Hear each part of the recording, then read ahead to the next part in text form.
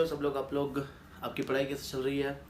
अच्छे से करना, बिकॉज ये हमें जो पूरा साल भर हमें शायद लगभग हमें ऐसे ही पढ़ना पड़ेगा, बिकॉज लॉकडाउन की वजह से अपनी क्लासेस ओपन नहीं हो पा रही है, स्कूल्स ओपन नहीं हो पा रहे हैं, तो तुम्हें ज़्यादा फोकस ऑनलाइन लेक्चर्स पे ही करना पड़ेगा। तो इसको मजबूरी नहीं बना के इसको हम लोग अपना एक हैबिचुअल बना लेते हैं कि हाँ चलो इस साल हमें पढ़ना है तो इसी से पढ़ना है। तो देखो, पढ़ना तो पड़ेगा, बिकॉज क्या तुम अपना एक साल आगे पोस्टपोन कर सकते हो कि नहीं हम 12th अगले साल देंगे? नहीं, 12th भी तुम्हें इसी साल देनी है और अच्छे नंबर से पास होना है। तो जो है उस सिचुएशन में अपने आप को ढाल के पढ़ाई अपनी स्टार्ट करो। कुछ प्रॉब्लम आती है, हम यहाँ पे बैठे हुए हैं, ठीक है। Now admission of A partner, वहाँ तक हम लोग ने अपने सारे क्वेश्चन सारे चैप्टर्स पढ़ लिए हैं। नाउ अगर तुम लोगों ने कंप्लीट नहीं किए हैं तो यूट्यूब पे सारे लिंक है, सारे चैप्टर सारे क्वेश्चंस के लिंक है, तुम लोग जाके वहाँ पे स्टडी कर सकते हो। आज हम हमारा न्यू चैप्टर स्टार्ट करेंगे जो है रिटायरमेंट ऑफ ए पार्टनर। ये डिफरेंट है एडमिशन से, बिकॉज एडमिशन में एक नया पार्टनर आता है, तो रिटायरमेंट में एक पार्टनर छोड़ के चला जाता है। तो क्या क्या चेंजेस हमें अपने फर्म में करने पड़ेंगे वो सारे हम इस चैप्टर में पढ़ेंगे। करेक्ट, स्टार्ट करते हैं। सबसे फर्स्ट पहले retirement. Now what do you mean by retirement? Retirement मतलब जैसे एक एग्जिस्टिंग पार्टनरशिप फर्म है, फॉर एग्जांपल जिसमें 3 पार्टनर्स है, उसमें से कोई भी एक पार्टनर क्या कर रहा है? रिटायर हो रहा है। ना वो रिटायर क्यों हो रहा है? या तो एग्रीमेंट में लिखा होगा कि भाई ये पार्टनर इतने टर्म्स के लिए ही होगा, या तो फिर वो एट विल मतलब अपने हिसाब से उसने नोटिस दे दिया फर्म को कि मैं फर्म से क्या हो रहा हूँ? रिटायर हो रहा हूँ, ठीक है। ना रिटायरमेंट हो गया, तो अब हमें क्या क्या चीज़ें ध्यान में रखनी है, हमें हमारे बुक्स में क्या क्या चेंजेस करने पड़ेंगे, वो सारा हम पढ़ेंगे इस चैप्टर में। सबसे पहले, क्या रिटायरमेंट होने के बाद वो पार्टनर लायबल है या फिर नहीं है, ये सब चीज़ें हम यहाँ पे देखेंगे। देखो, सबसे फर्स्ट, अगर एक पार्टनर फर्म से छोड़कर जा रहा है, तो जिस डेट पे उसने फर्म को छोड़ा है उसके पहले की जितनी भी लाइबिलिटीज होगी उसमें वो न्यू पार्टनर भी, जो पार्टनर छोड़ के जा रहा है, ही इज इक्वली लायबल। मतलब वो पार्टनर भी क्या होगा? लायबल होगा, बिकॉज पहले वो भी पार्टनर था, तो उन्होंने जो भी बिजनेस टर्म्स किए होंगे उसमें जो प्रॉफिट होगा, लॉस होगा, जो लाइबिलिटी होगी, वो सब में वो पार्टनर भी हिस्सेदार होगा, ठीक है। फिर एक क्वेश्चन आता है कि अगर फर्म को वो छोड़कर जा रहा है तो क्या उसके बाद भी वो लायबल होगा? तो जो पार्टनर छोड़कर जाता है उसे एक पब्लिक नोटिस इशू करना पड़ता है। पब्लिक नोटिस इशू करना पड़ता है एक लोकल न्यूज़पेपर में कि मैं अब इस फर्म में पार्टनर नहीं हूँ, जो भी इस फर्म के बाद लायबिलिटी होगी उसमें उसकी जिम्मेदारी नहीं होगी। तो अगर वो पब्लिक नोटिस देता है तो रिटायरमेंट के बाद उसकी लायबिलिटी वहीं पे ख़त्म हो जाती है। अगर वो नोटिस नहीं देता है तो he is equally liable for the जो भी लायबिलिटीज आएगी आफ्टर हिज रिटायरमेंट, ठीक है।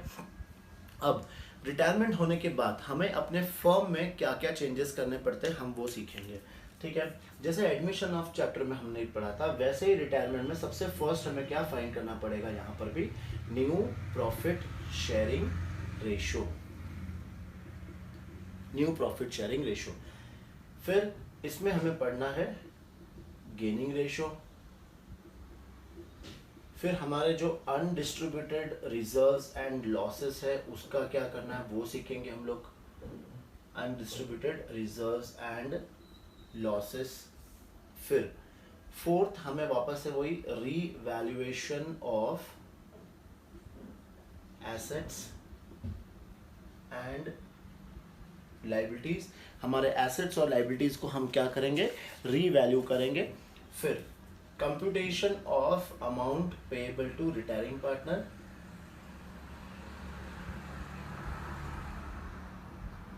Computation of amount payable to retiring partner, ये हमें फाइंड करना है कि हम वो अमाउंट उसको कैसे पे करेंगे, ठीक है। फिर आता है इसमें हम उसको पेमेंट कर देंगे, और लास्ट में जो था कैपिटल एडजस्टमेंट। तो ये सारी चीज़ें हम पढ़ेंगे। अगेन इसमें भी हमें क्या क्या चैप्टर्स में बनाने पड़ेंगे। सबसे फर्स्ट हमें हो सकता है क्वेश्चन आए जर्नल एंट्रीज वाला, या फिर जो हमने जैसे क्वेश्चंस किए थे जिसमें हमने रीवैल्यूएशन अकाउंट बनाया था, जिसमें हमने पार्टनर्स कैपिटल अकाउंट बनाया था, और हमने प्रिपेयर की थी बैलेंस शीट। तो ये टाइप वाले क्वेश्चंस भी इसमें आ सकते हैं, ठीक है। चलो सब करेंगे। एक बार पहले फर्स्ट हम लोग स्टार्ट करते हैं हमारा topic new profit sharing ratio.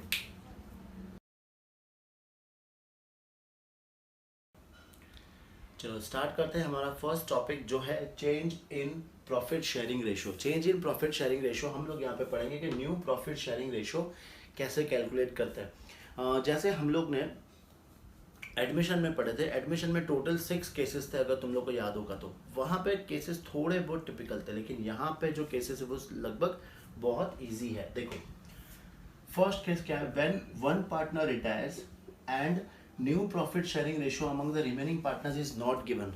मतलब सिंपल सिर्फ एक पार्टनर क्या हो रहा है, रिटायर हो रहा है। जैसे एज्यूम करते हैं हम लोग there are 3 partners A and B sharing profits and profit in the ratio of 5-4-1। ये इनका प्रॉफिट शेयरिंग रेशो दिया हुआ है। सी रिटायर्स, क्वेश्चन में और कुछ भी नहीं बोला है, सिर्फ यही बोला है कि C retires. Now simple, C retire हो रहा है तो सी का शेयर कैंसिल कर दो। Therefore new profit sharing ratio between A and B will be 5:4। बस सिंपल। केस 1 बहुत सिंपल है, जो पार्टनर रिटायर हो रहा है उसका शेयर कट कर दो तो तुम्हें बाकी का शेयर मिल जाएगा। ठीक है, एक और एग्जांपल, ए बी और सी इनका जो शेयर है 1/2, 1/3 और 1/6 ये रेशो दिया है। तो सबसे पहले क्या करना पड़ेगा अपने को, इनका एलसीएम सेम लेना पड़ेगा। सेम लेंगे तो यहाँ पे क्या आ जाएगा 3/6, ये आ जाएगा 2/6 और ये आ गया 1/6। ना बी रिटायर्स, बी रिटायर हो रहा है तो बी का शेयर क्या कर दो, कैंसिल। अब कौन बच गए, ए और C. Therefore new ratio between A and C will be 3:1। बस ये हो गया आंसर, बहुत सिंपल है। तो केस 1 बहुत सिंपल है, ये कॉपी करो फटाफट। हम लोग देखते हैं केस 2। केस 2 देखते हैं अभी। केस 2 में हमें क्या दिया है, when share of retiring partner is taken by only one partner, मतलब 3 पार्टनर में से एक पार्टनर छोड़ के जा रहा है और उसका जो शेयर है वो किसी एक पार्टनर ने टेक ओवर कर लिया। तो देखो जैसे यहाँ पे 3 पार्टनर्स हम एज्यूम करते हैं, ए बी और सी, इनका जो रेशो है वो है 5:4:1। Correct. Now B retires and his share is taken by C, उसका शेयर कौन लेके जा रहा है, सी लेकर जा रहा है। तो अब कैसे फाइंड करना, देखो अब ए का शेयर पहले कितना था, ए का शेयर था पहले 5/10, उसका तो सेम रहेगा, उसमें कोई चेंजेस नहीं है। बी रिटायर हो चुका है, सी का पहले कितना शेयर था 1/10 प्लस उसने सी बी का शेयर ले लिया, बी का शेयर कितना था 4/10। ना ये हम प्लस करेंगे तो ये आएगा 10 और 4 + 1 आ जाएगा 5/10। देयरफॉर न्यू रेशो क्या आएगा 5:5, इसका मतलब 1:1। आया समझ में, ये भी बहुत सिंपल है। चलो एक केस और देख लेते हैं हम लोग इसमें। जैसे 3 पार्टनर्स है ए बी और सी, इनका रेशो है 7:3:5। A retires and his share is taken by B. A retire हो रहा है और ए का शेयर कौन लेके जा रहा है, बी। चलो ए का तो रिटायर हो गया, बी का शेयर, बी का पहले कितना शेयर था 3/15 प्लस इसमें किसका शेयर कर देंगे ऐड, ए का शेयर कितना था 7/15, तो ये आ गया 15 और 7 + 3 क्या आ जाएगा 10। सी का शेयर पहले कितना था 5/15, वो अभी भी वही रहेगा, उसमें कोई चेंजेस नहीं है। देयरफॉर न्यू रेशो क्या आ गया 10:5, दैट इज 2:1। ठीक है, चलो कॉपी करो केस 2, फिर हम केस 3 स्टार्ट करते हैं। चलो केस 2 सॉल्व करने के बाद हम लोग सॉल्व करेंगे केस 3। केस 3 क्या है, when share of retiring partner is taken bye remaining partners in equal ratio. देखो फर्स्ट क्या था, बहुत सिंपल, एक पार्टनर जा रहा है उसका शेयर हटा दो, बाकी का न्यू रेशो आ गया। सेकंड क्या था कि जो रिटायरिंग पार्टनर है उसका शेयर कौन लेके जा रहा है, एक पार्टनर लेके जा रहा है। यहाँ पे रिमेनिंग पार्टनर लेके जा रहे हैं कौन से रेशो में, इक्वल रेशो। तो ये क्वेश्चन हम कैसे सॉल्व करेंगे वो देखो।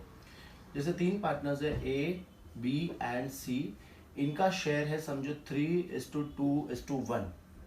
रिटायर कौन हो रहा है, बी रिटायर्स। ठीक है, और इसका शेयर ए और बी कैसे लेकर जा रहे हैं, इक्वली।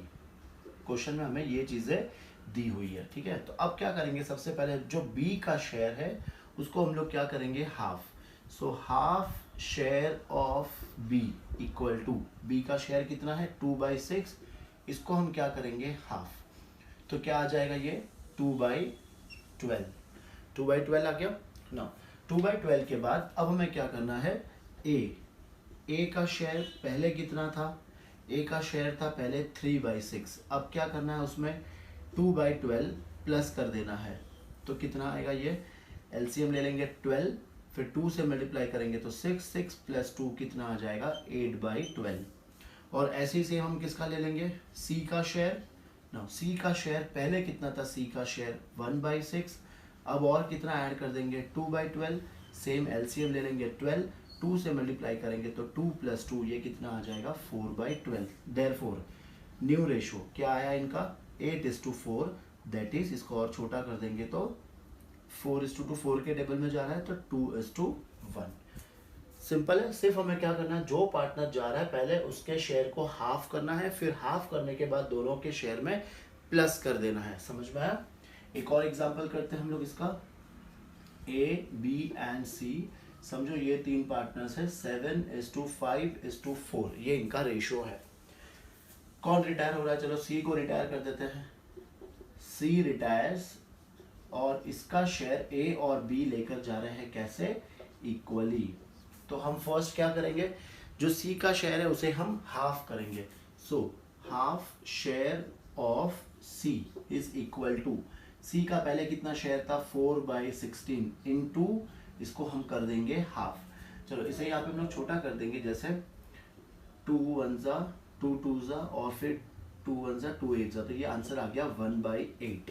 करेक्ट ना। अब ए का शेयर पहले कितना था, ए का शेयर 7/16 प्लस अब कितना ऐड कर देंगे और 1/8, तो यहाँ पे हम लोग एलसीएम लेंगे 16, 2 से मल्टीप्लाई करेंगे तो 7 प्लस 2 ये क्या आ जाएगा 9/16।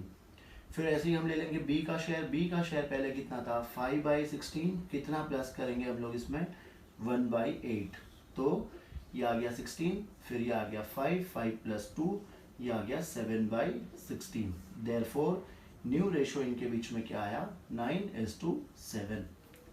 करेक्ट। अब ये और छोटा नहीं हो सकता है, तो यही मेरा फाइनल आंसर, रेशो ए और बी का कितना आएगा 9:7। ये हमारा केस 3। चलो कॉपी करो। चलो हम लोग स्टार्ट करेंगे केस 4। केस 4 में क्या है कि when share of retiring partner is taken bye remaining partners in agreed ratio. अब ये एग्रीड रेशो क्या होता है, ये तुमने एडमिशन में भी पढ़ा था, मतलब यहाँ पे जो रिटायरिंग पार्टनर है जो छोड़कर जा रहा है उसका जो शेयर है वो लोग एक रेशो में डिवाइड कर रहे हैं। केस 3 क्या था, इक्वली डिवाइड कर रहे थे। अब केस 4 क्या है, एग्रीड रेशो में डिवाइड कर रहे हैं। एक एग्जांपल से समझेंगे हम लोग। ए बी और सी तीन पार्टनर्स है जिनका रेशो है 3:2:1। बी को रिटायर कर देते हैं, बी रिटायर्स और इसका शेयर ए और सी कैसे लेकर जा रहे हैं, कौन से रेशो में, कोई भी एक रेशो ले ले 2:1। तो अब यहाँ पे सबसे फर्स्ट हमें क्या करना पड़ेगा, जो बी का जो शेयर है वो हमें 2:1 में क्या करना पड़ेगा, डिवाइड करना पड़ेगा। तो 2:1 का मतलब क्या है,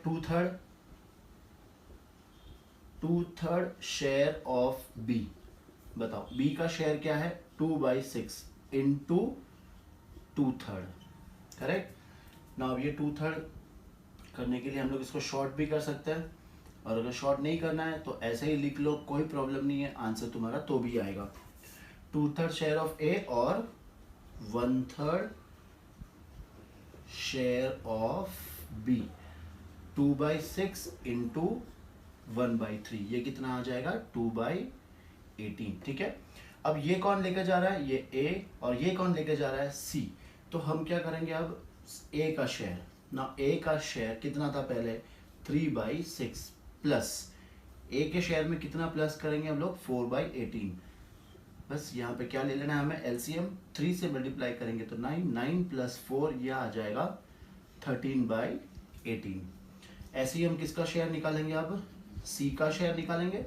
सी का शेयर था पहले 1/6 और इसमें हम लोग प्लस करेंगे 2/18, तो ये आंसर आ गया 18। 3 से मल्टीप्लाई करेंगे तो 3 प्लस 2 which is equal to 5/18। Therefore new ratio, इनका न्यू रेशो क्या आया 13:5। ये आ गया अपना आंसर। आया समझ में? चलो एक क्वेश्चन और करते हैं हम लोग।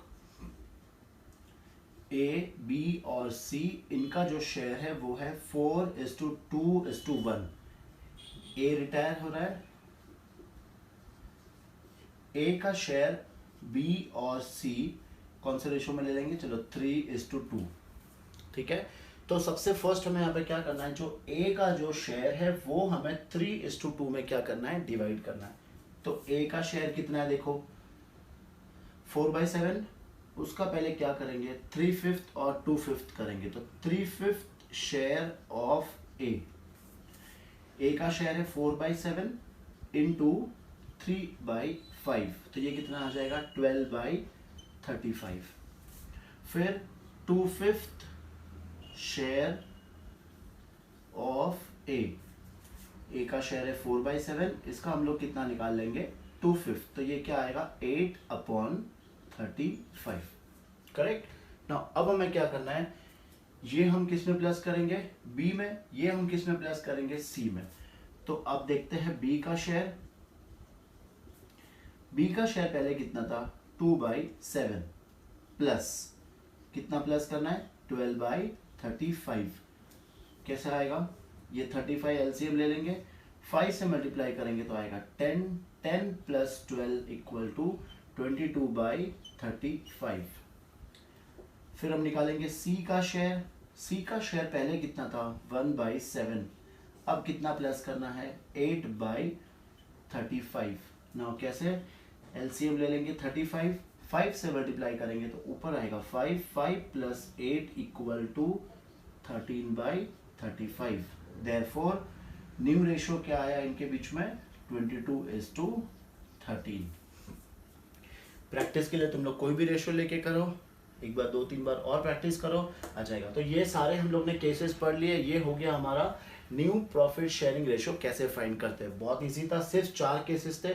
एक बार फिर से रिवाइज कर लेते चारों केसेस। फर्स्ट केस क्या था? जहां पे न्यू पार्टनर छोड़ के जा रहा है और कुछ भी नहीं दिया है तो उसका शेयर कट कर दो, जो शेयर बच गया वो हो गया रिमेनिंग पार्टनर्स का new profit sharing ratio. Second case में जो रिटायर हो रहा है पार्टनर, उसका शेयर कोई भी एक पार्टनर ले रहा है, या तो ए ले रहा है या बी ले रहा है। ठीक है। थर्ड, जो पार्टनर रिटायर हो रहा है उसका शेयर दोनों ले रहे हैं, कैसे? इक्वली ले रहे हैं। और फोर्थ, जो पार्टनर रिटायर हो रहा है उसका शेयर वो लोग कैसे ले रहे हैं? एक एग्रीड रेशो में ले रहे हैं। बस ये 4 ही केसेस है। फटाफट ये 4 ही केसेस रिवीजन कर लो, फिर क्वेश्चंस भी करेंगे। अब इसके बाद हम लोग पढ़ने वाले हैं गेनिंग रेशो। गेनिंग रेशो पढ़ने के बाद फिर हम लोग जाएंगे अनसॉल्व में, जहाँ पे बहुत सारे क्वेश्चन सॉल्व करेंगे। चलो कॉपी करो।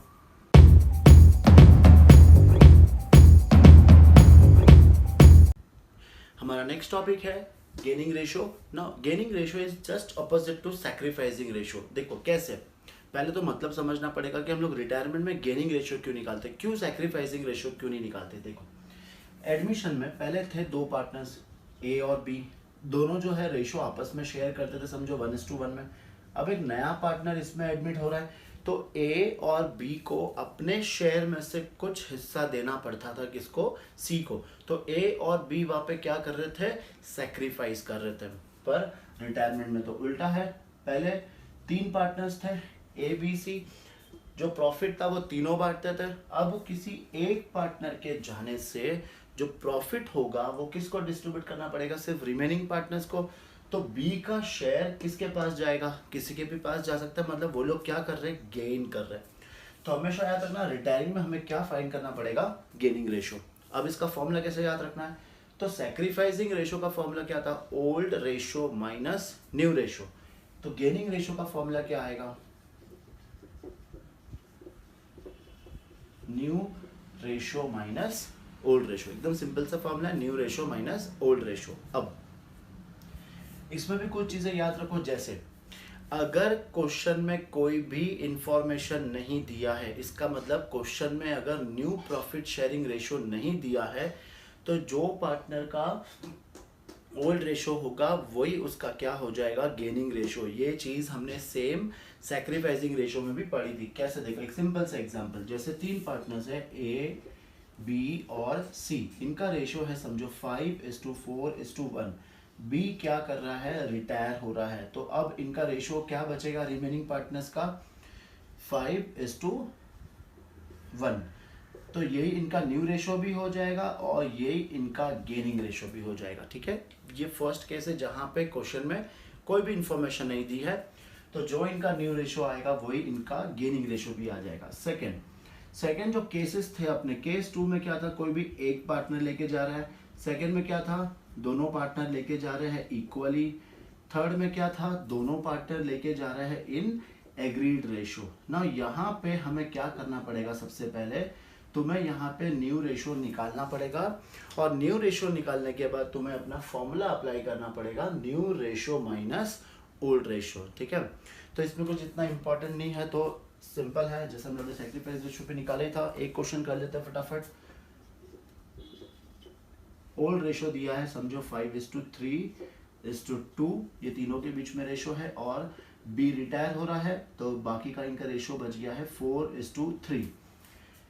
बी छोड़कर जा रहा है, रिमेनिंग पार्टनर्स कौन बचे हैं, ए और सी। तो गेनिंग रेशो पे किसका निकलेगा, ए और सी का। तो फर्स्ट पहले हम लोग ए का निकालते हैं। ए का न्यू रेशो कितना है, 4/7 माइनस ए का ओल्ड रेशो कितना था, 5/10।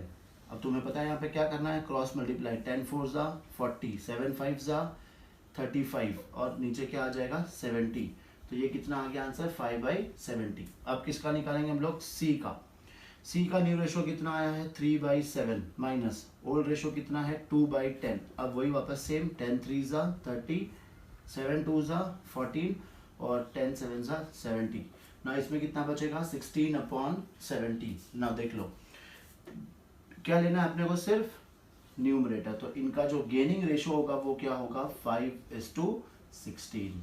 ठीक है, चलो अब ये गेनिंग रेशो भी समझ में आ गया। केस 1 जहाँ पे कुछ भी नहीं है तो जो न्यू रेशो है वही तुम्हारा गेनिंग रेशो हो जाएगा, और जो बाकी सारे केसेस थे उनमें तुम्हें न्यू रेशो निकालना पड़ेगा। और न्यू रेशो अगर क्वेश्चन में दिया है तो भी तुम्हें क्या करना पड़ेगा, ये फॉर्मूले से तुम्हें गेनिंग रेशो निकालना पड़ेगा। ठीक है, चलो अब हम लोग इस पे क्या करते हैं, क्वेश्चंस करते हैं। तो स्टार्टिंग अनसॉल्व में क्वेश्चंस है, बहुत सारे क्वेश्चंस है, वो सॉल्व करेंगे। तुम लोग प्रैक्टिस करोगे, मैंने सारी चीज़ बता दिया है। फिर भी एक दो क्वेश्चन जो टफ होगा मैं बताता हूँ। ठीक है, चलो कॉपी करो।